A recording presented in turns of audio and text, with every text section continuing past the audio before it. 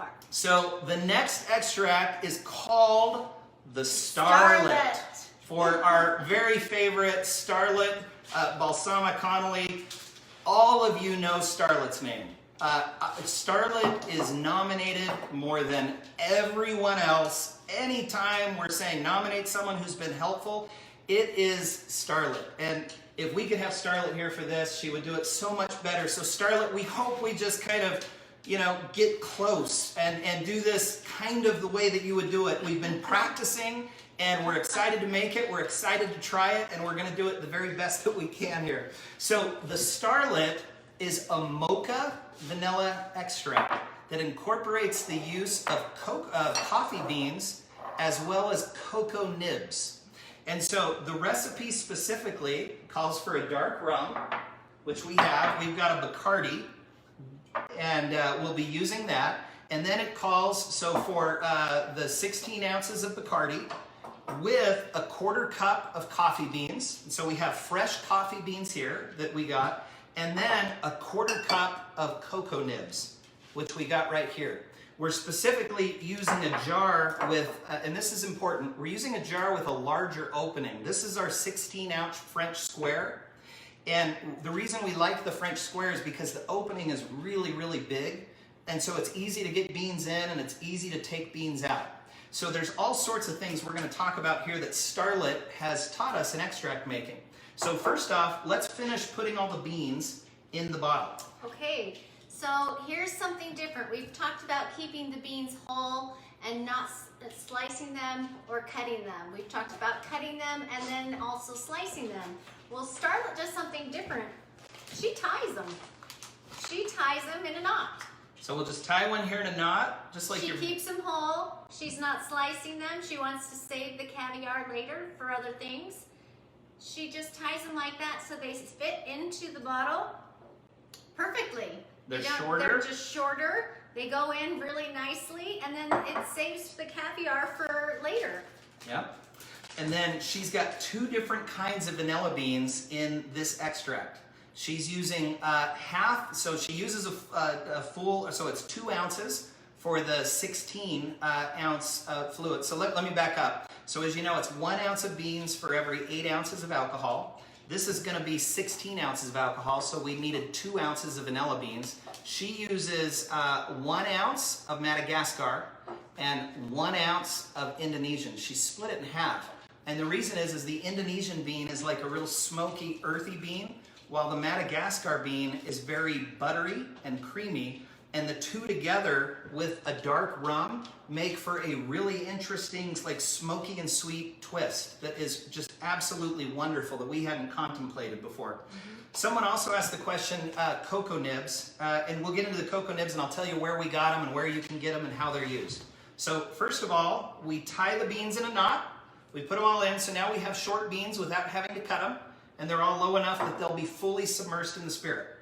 Now second, she adds 1/4 cup of, these are the coffee beans, okay? Now it's wide enough that I can just kind of pour these in without making a mess here. 1 bean came out.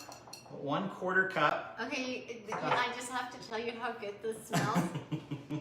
The combination of the vanilla and the coffee, oh my gosh, it is... Like Starlette, you're brilliant. Divine. It's absolutely. It really is. And then you add the cocoa nibs. I can't wait for this one to be done. Yeah. Holy cow. So let's go ahead and add the dark rum here. And then we'll talk about, while you're adding that, I'm going to talk a little bit about cocoa nibs. The cocoa nibs are not added until 1 month later. We let the coffee beans do their trick with the vanilla beans. They're going to extract for a month. 1 month from now, we'll strain out the coffee beans and we'll add the cocoa nibs. So a lot of people are saying, what's a cocoa nib or where do you get a cocoa nib? So we got these cocoa nibs right here, organic cocoa nibs. We got them from Whole Foods. Most of your Whole Foods grocers will have cocoa nibs. So cocoa nibs on this particular one comes from, I believe it is Peru is where this one comes from. Cocoa, like vanilla, is grown in the world's bean region. The bean region is 20 or 25 degrees north and south of the equator. Anywhere above or below that, it's inhospitable and does not work for growing beans. So cocoa beans have a lot of the same virtues of like a vanilla bean in terms of how they're grown. So the cocoa bean is grown, then the bean is actually roasted and crumbled or pulverized into a nib that is very, I'll try to hold it on my hand here. I know we're not really getting close-ups, but you can kind of see it if I reach out. So it's essentially a ground and roasted cocoa bean, and that's where you get like the pure chocolate smell. It just smells like pure, unaltered, natural chocolate. So we're gonna hold on to these cocoa nibs, and a month from now, we're gonna open up Starlette's, we're gonna open up the Starlette, and we are gonna take out the coffee beans, and we're gonna add in the cocoa nibs. We'll let those go for a month, and then after a month, we take out the cocoa nibs, we give it a smell, we see if we're getting that mocha, and as Starlette says in her recipe, you just kind of keep zeroing in on whether or not you're getting enough cocoa or enough coffee, and you just keep blending over time until it's exactly how you want it. How you want it. That's what she says in her recipe. If it smells good to you, then you should try it. So let's do this. We have been excited about this one. It is the Starlette.